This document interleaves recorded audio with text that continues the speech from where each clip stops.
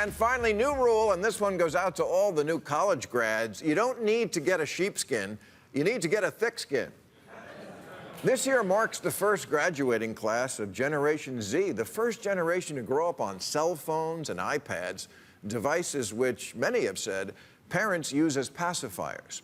Now, in another era, parents used actual pacifiers, and when one fell on the floor, they'd pick it up and stick it right back in your mouth. I'm no doctor, so I don't know what that does to a kid's immune system, but I do know this. We didn't all have peanut allergies.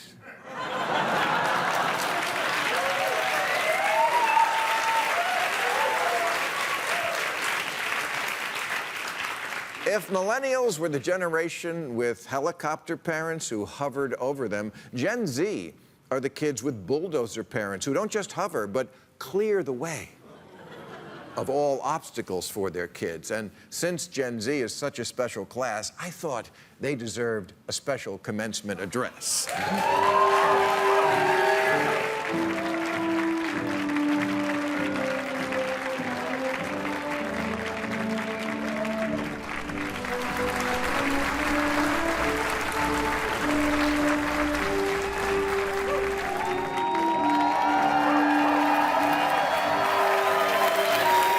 Thank you, honored alumni, legacy students, parents, grandparents, step-parents, third wives, and drunk uncles.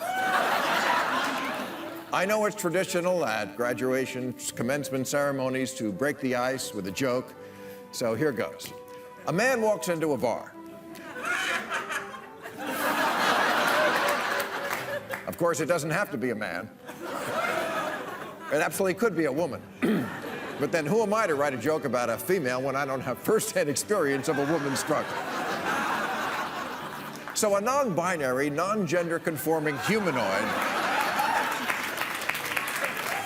walks into a bar and orders a drink, and the bartender says, "You took too long, we closed 20 minutes ago."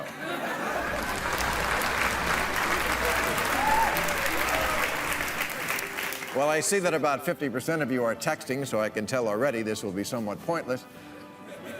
But it is my job as your graduation speaker to tell you that you're a very special group of young people and the future belongs to you. But let's not kid ourselves. You're not that special, and the future belongs to China and our robot overseers. But, okay, all right. Let me see if I can fake it. You're the smartest, you're the best, and thanks to that photography degree you now have, you're gonna change the world.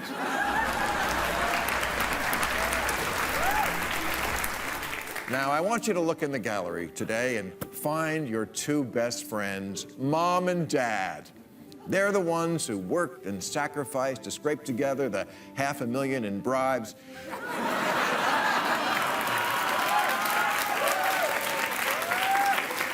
Needed to get you into this $1,000 a year keg party they call a college.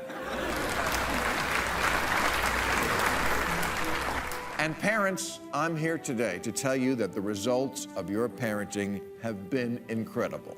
For the pharmaceutical industry.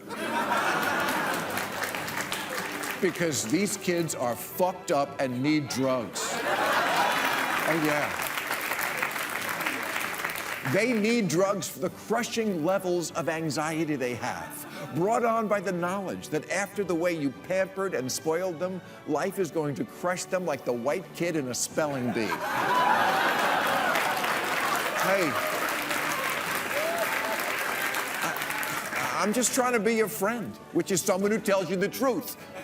And the truth is, the world is unfair. It's not like college. It's like the Electoral College.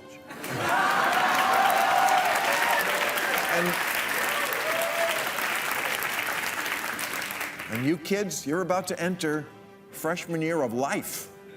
And that can be very unsettling, much like the slap in the face that your parents should have given you the first time you swore at them. But they didn't. They didn't. And so you became the "Hey, buddy" generation. "Hey, buddy, could you put your shoes on? Hey, buddy, could you get in the car?" But in real life, not everyone is your fucking buddy.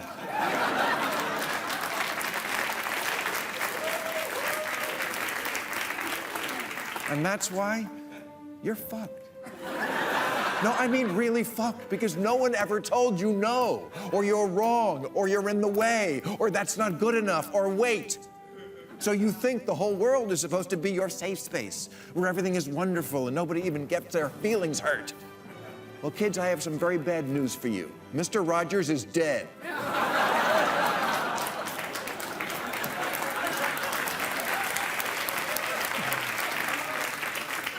And so, new graduates, as you look back at where you've been and where you're about to go, I want you to turn to your parents and take this opportunity to tell them, thank you.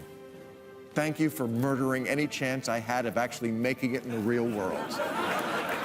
Thank you for covering the walls of my childhood room with fake certificates and made-up bullshit like third-grade gym superstar and most improved finger painter and world champion paste eater.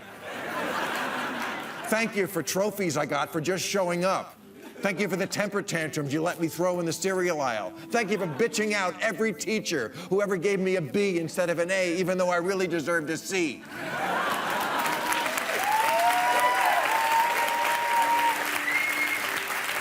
And thank you for teaching me that any thought, word, or action or feelings I had was unfair, which didn't make me a liberal, it made me Donald Trump.